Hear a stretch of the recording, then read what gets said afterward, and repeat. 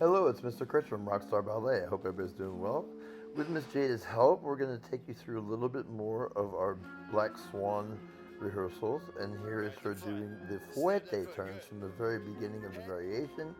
This is at full speed during our rehearsal last week, and now we're going to slow it down a little bit and break it down.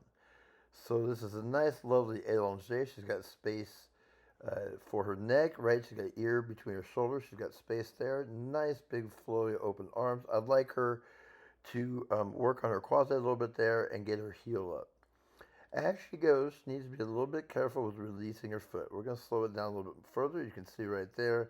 As she plies, it releases a little bit. There is a beautiful sustain, however.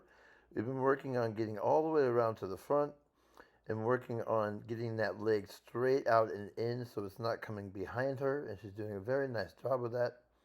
Right here, I would like her to finish off her spot just a little bit better, but she did a very nice job.